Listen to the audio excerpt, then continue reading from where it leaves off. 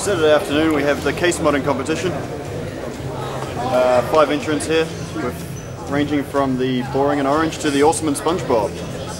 Our own John Valjean has his Jules Verne, a sort of steampunk brass and wood clockwork contraption of doom. Judging about to take place shortly, so we'll see how that goes. Okay, we are here for the PC World Case and Modding competition. We're going to go through these things one by one. As you guys can see these beautiful pieces of machine standing at the front here. Please let us know about this thing. It looks beautiful on the inside. Basically, the outer panel is powder-coated gloss orange finish. The internals were done a gloss black finish, and the cooling is all thermalite, so it's all nickel-plated copper, I believe. The fans are just white LEDs, but sort of like a see-through orange plastic fan blades, so they light up really well. And we've got RAM cooling, we've got a Southbridge cooler, CPU cooler, and a cooler for the video card. And all the cables are sleeved and you're tucked away neatly. That's pretty much it. There's more chrome in this than I've seen on the car. This thing is absolutely stunning, as you guys can all see from the front here. But we will actually move down the line. Mate, your PC is spotless. There's not even a fingerprint on this. I know you just told me that you actually had clear film on this just to make sure it would be perfect for the day. Mate, how long did it take you to build this thing? In progress, about a month and a half, but that's because some of the parts had to arrive from overseas. Things like the Xlan knobs, you just have to source them, and rewiring all the power supply and everything to get the cables all just the right length, so there's no excess cable anywhere. Probably took the longest, about 3 days solid on that. Yeah, it's just sort of, I needed a super quiet PC. I live out in the country where there's no noise. So basically the next step is to go to flash drives, because the plex in this is just way too bad. So she's quiet, but how much power she put out? Like, what have you actually got running in there? Oh, it's the 9450, so it's just sort of mid-high range. Probably would take an overclock. It sits at sort of 32 degrees gaming, so probably crank up about 4 gigahertz and just an 8800 GT. That doesn't sound too shabby at the moment with water cooling on there and you're not overclocking. Yeah. Anyway, we're going to go to the comedy night.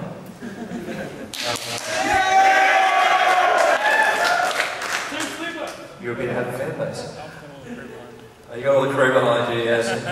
Oh, this is rigged. SpongeBob SquarePants. I've seen this guy hanging around in the Xlan out there before. It also freaked out a couple of our officials. Actually thought it was real. But what is actually inside it? Because we can only see the outsides. There is an ITX computer inside. So it's just a small motherboard and power pack, and it's pretty much it. Pretty basic. Pretty basic, but pretty creative. I love it. I love it. You got a kid at home, you take that back to? Oh yeah, I'm going to be giving it to my niece afterwards.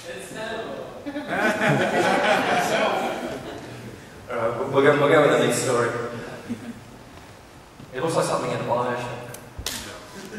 It's sort of, it's steampunk. It's sort of like Victorian science fiction. Question. How many meters of cooling cable have you got in that? There's a lot. There's about probably 3 meters. You've got 3 meters of cable. Is that 2 graphics done? Yeah. You're running it in light? Yeah, it's 8800 GT 412 XL1 and Q6600. How long did it take you to did you do all the casework yourself? Like all the metal grafting? Yeah, I did everything from scratch. There's underneath it, probably the only original thing is the motherboard tray. Used to be an antique hooked out case. There's the motherboard tray, the back panel, and part of the base is original. The rest is completely fabricated. That's so fantastic work, mate. That's absolutely fantastic work. Hopefully the editor of BC Raw is definitely going to think the same thing as he's actually our official judge, the man sending over the blue over there. Right. Moving on down the line. It's Toyota Yamato. It's a 91 manual. It is not the turbo model, unfortunately. Yeah, I know. Under 25, I'm not sure the license, so we're really paid for insurance on it. So mounted in the dash here, and unfortunately I couldn't show you an action shot because somewhere between Christchurch and here, when I was driving totally to the speed limit the entire way. The touchscreen has decided to drop out and it doesn't actually eject anymore. The top part there is a DEH 6950 Pioneer head unit, and one part there is a 7-inch touch panel from a thermal take. It basically ejects out and then slides up, so I can use it as a touch panel and that's all in the car.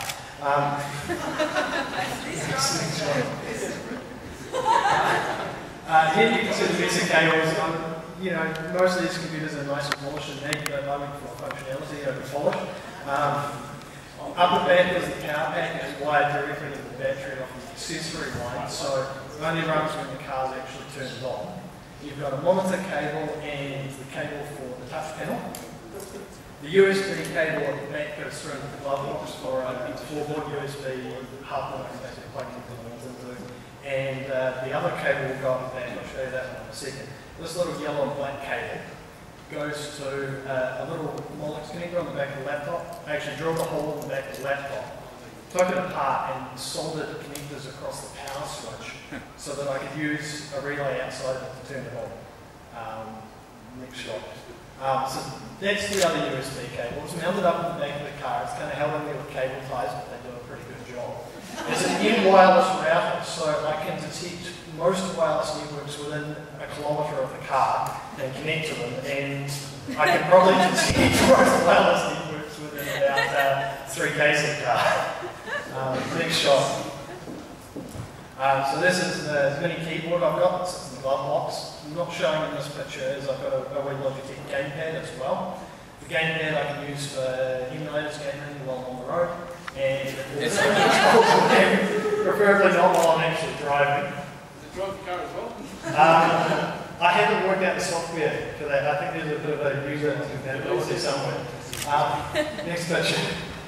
So usually the other thing that I've got in the glove box is I've got an MP3 player hooked up to the USB hub to charge it and feeding in through the sound system as well. And I've even got a inverter in the car so I can run basically into 40-volt appliances while I'm on the road. Next shot. And the last photo here is this is actually the starter relay, and you have no idea how much of a pain in the ass it was to actually install this thing. Because I wired it over the starter relay, which for this car is in the boot. Now normally it's not too much of a problem getting from the cabin to the boot, but the engine's in the road. So I had to wire it around, behind the car and wire it over the starter relay. So now when the starter motor turns over, it flips this relay which turns the laptop off. Laptop boots up. I've got custom 20XP installed with Winamp, so it boots up, automatically starts playing Winamp, starts the last playing track. And when the car gets turned off, it's got a bit of software on there that detects that it's gone back to battery instead of being on the charger that's wired in. And so it then shuts the computer down after 30 seconds. So it's all wired up. Unfortunately, the thing that I'm really missing, that I'm disappointed about that I didn't get because TradeMe they haven't actually sent it out to me yet, I have got a LEDTech GPS unit on order. So I will actually have full GPS in the car as well. So do you actually use this for any games? Yeah, it's got track animation on it.